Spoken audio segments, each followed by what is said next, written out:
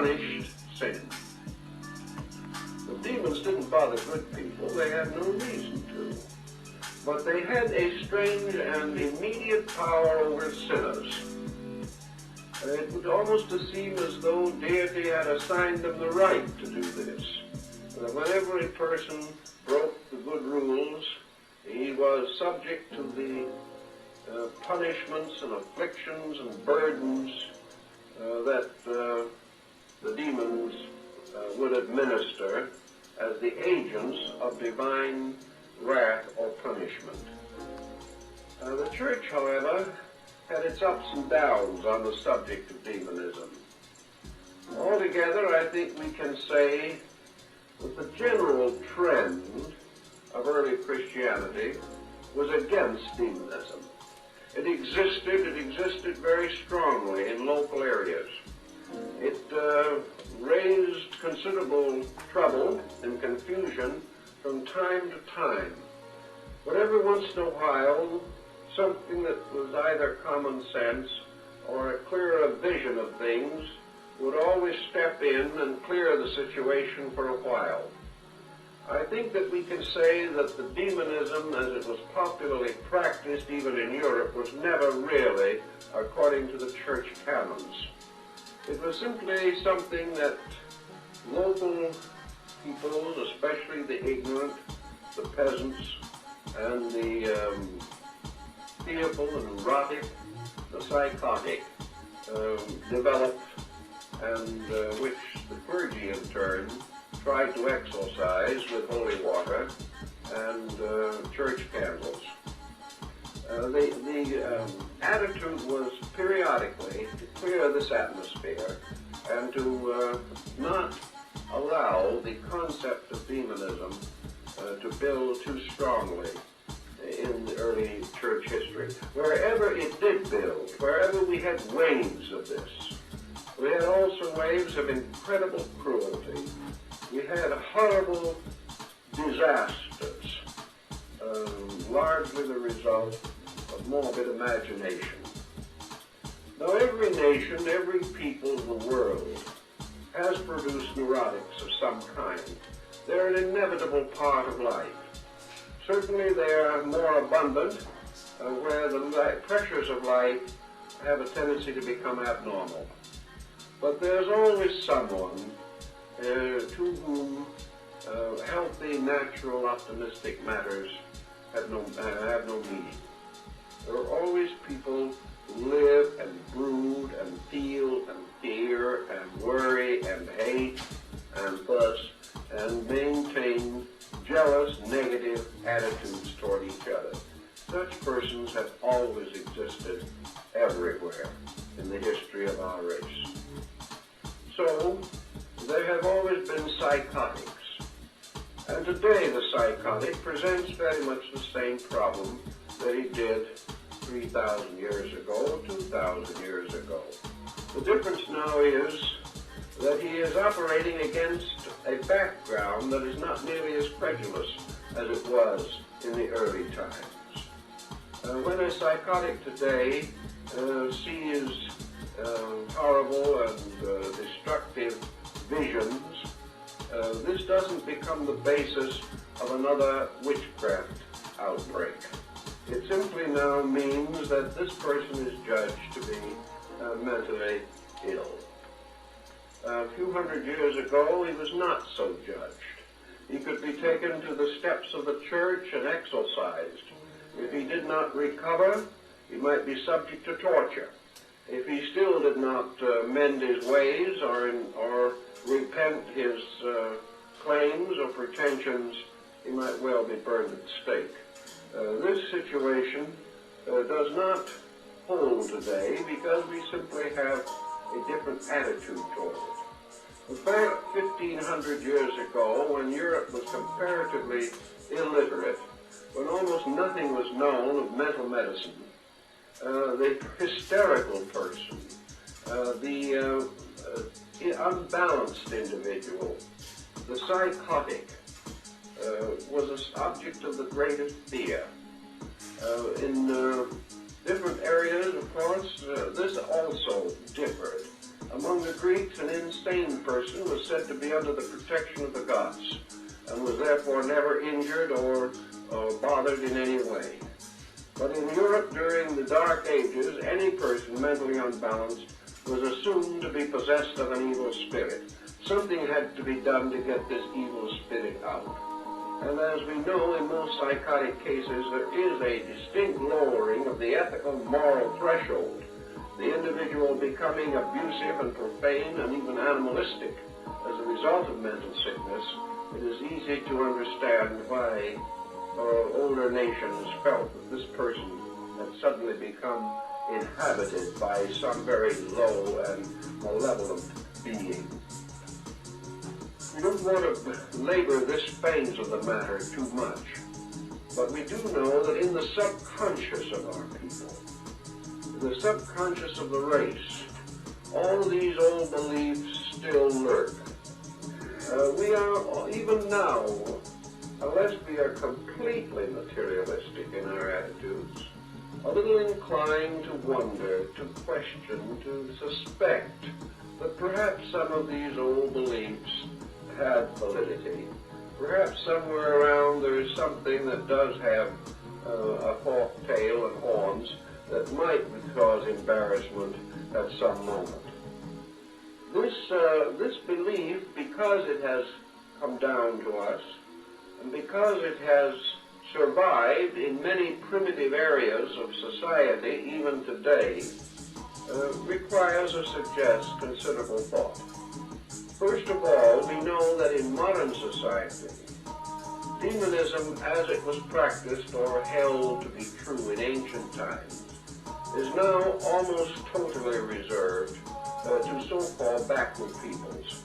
It is still largely found in isolated, underprivileged areas.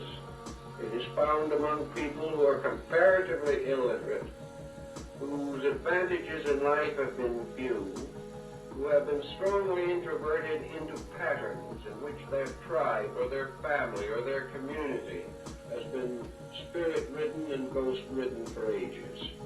It does not appear too often in what might be termed a level of higher mental attainment. It is limited to primitive areas, which should give us some idea as to the real state of the matter. Now, in more modern times, during what has been called the Middle Ages, there appeared another problem that really does not stem from real, honest, good old-fashioned constructive demonism. It is a different brand of this belief. It has been called diabolism. And diabolism, or black magic, as it has gradually come to be known, indicates or holds the concept that of two things. First, that evil spirits naturally existing can be controlled or brought into the service of a magician, as in the case of Faust, and that this evil spirit will do the bidding of his master for a certain length of time, sign a pact with him, perhaps sign it in blood. In the European museums and libraries, there are a number of these original pacts, neatly signed in blood. These pacts bound an evil spirit to man for a time. Usually the pact ended by the evil spirit receiving in payment the soul of the magician. This is the classical pattern and is found in many old works on demonology. But during the duration of the pact, this demon was forced to serve his master, to do anything that his master wanted him to do. Now, in a great many of these old books, we find a very interesting line of thought, which seems to indicate that the demonism actually did arise from older beliefs. For we learn that these demons that were bound by pacts really had no interest in hurting anybody. They were not out trying to make the magician do evil things. Mephisto did not have the slightest interest in advancing the whims of Dr. Faust. Mephisto lived in an entirely different kind of world of his own. As the demon, he represented a debonair personality, worldly wise, sophisticated, attained in all things. To him, Faust was no one but a child, an infantile ignoramus, perfectly willing to sell his own soul for a few years of glory and a little wealth for the fulfillment of his own desires. And as Mephisto himself tells us, he hasn't the slightest interest in Faust's desires. But because of the pact, he is his servant for the duration of the bargain and must do as he is told. In fact, in a few instances, Mephisto actually intercedes and strongly recommends that Faust not do some of these evil things, which are senseless, meaningless, and purposeless. So in the demonology, it wasn't a case of a demon taking great joy in injuring people. It was a bored demon who had no interest in humanity, who didn't care whether humans lived or died, because he was no part of them. They were not his region, they were not his world.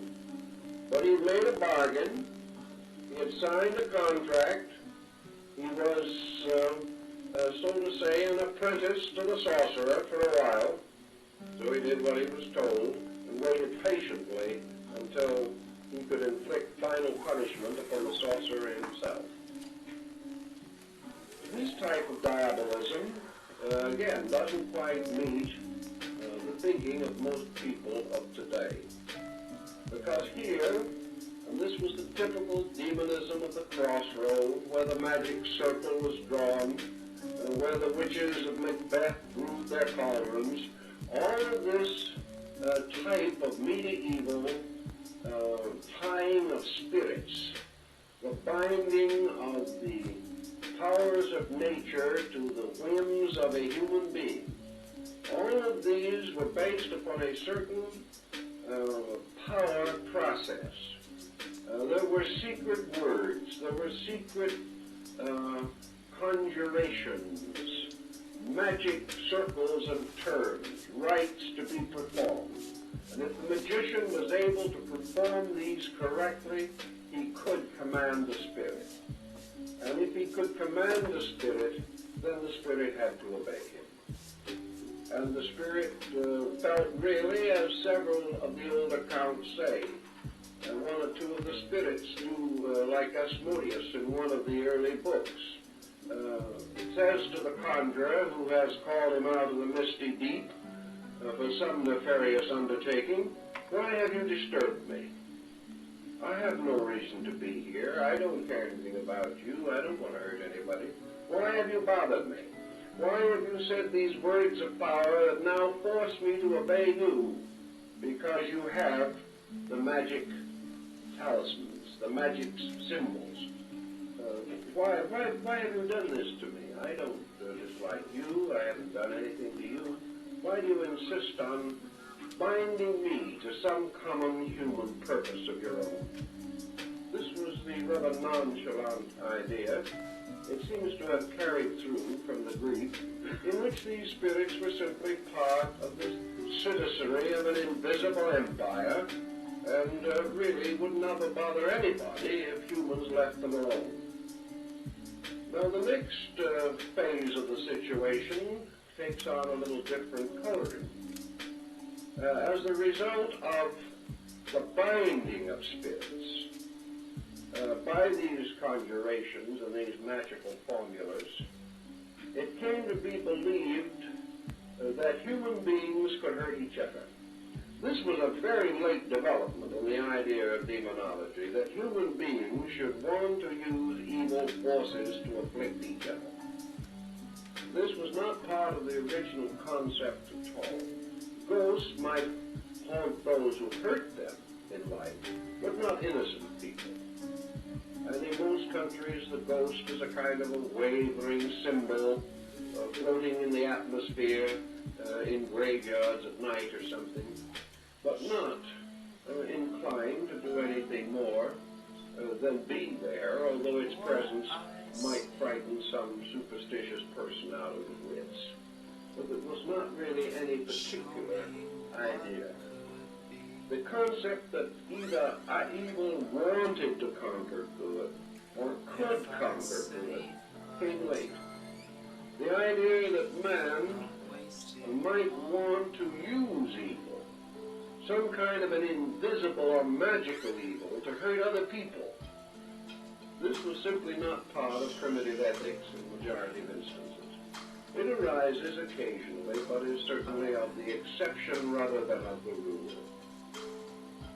But once we began to believe in witchcraft, once we believed that human beings could make pacts with demons, or could develop within themselves some evil force, could pervert their own natures, and begin to burden us with their perversions, like the witches of Europe riding on their broomsticks to the Sabbath on the Brocken, where that human beings themselves voluntarily and of their own inner conviction chose to become evil, chose to hurt or destroy other people, and sought in long and difficult processes to discover means, by means of which they could bewitch or haunt, or in some way from a distance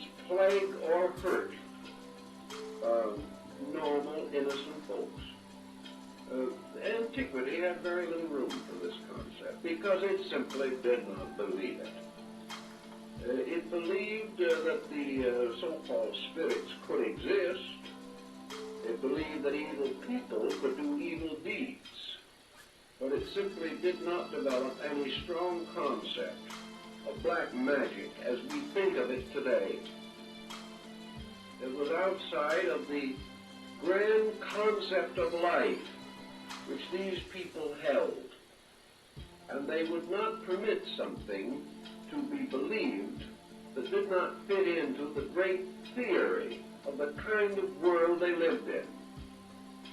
And with the exception of very primitive people, there was no general group in society that believed that the world was created for the purpose of perpetuating evil, or that evil had any chance of conquering good. In the long, difficult picture of things, even in the Mazdian faith, evil had no real power to ultimately achieve victory over good. Good was real. Good was deep and great. Evil was passing. Evil was linked so closely to the infirmities of men that it became more and more obvious that most of the evil that we have attributed to demons really arises in the nature of man himself. That we are the creatures who seem to possess the strange power of being malignant in some way, malicious, malevolent in our conduct towards other people. So in the most part, we come down to comparatively modern times, bringing with us all the grimoires of old, the ancient books of magic and spirits, the panticles and talismans of Agrippa, of the old book of the Keys of Solomon the King. We have all these beliefs that have been shadowed down through time, books that have to do with the creation of an empire of sorcery, a sorcery in which all of the common good of life is threatened and the universe is placed at the disposal of the sorcerer. If he can become wise enough, if he can become strong enough, if he can become skillful enough, there seems to be no limit to what he can do to ordinary, well-intentioned, God-fearing people. This concept has lingered on, however, in an extraordinary way. And unless we begin to think it through somewhere, we have to face it more frequently than perhaps we like to really imagine. Even in our most sober moments, we are afraid that somewhere around us, somewhere in space, are powers of evil. That these powers of evil, operating upon us from the invisible, or coming into focus here through persons of evil nature, that these forces can do us great harm. We have also come gradually to lack the marvelous solutions that ancient people had. Most of the time now, the solutions which took care of everything 500 years ago just do not seem to be adequate anymore. We are too smart to believe the solutions, but we are not smart enough not to believe the original idea. In other words, we are foolish enough to believe in these evil principles, but not wise enough or not gullible enough to believe in the simple remedies that always took care of them satisfactorily up to recent times. In those long periods in which we were either blessed or cursed by the lack of psychiatrists, these things more or less took care of themselves. Every community had its own local psychiatrist in the form of an elderly widow or someone of that nature, preferably the seventh daughter of a seventh daughter born with a veil. If we could find her, everything would work out. But how did it work out? Just as it works out in the reservations of Indians down in our New Mexican and Arizona areas today. If you think there's an evil spirit that is trying to do you a little harm, you have to find two stones of a certain shape and size, tie a piece of wool around the stones, and carry them in a little pouch in your pocket or on your body. If you have made this little talisman correctly, you have nothing more to worry about. You're in the clear as far as affliction of that nature is concerned. If you're bewitched, all you have to do is wear your coat inside out for a couple of days and it's taken care of.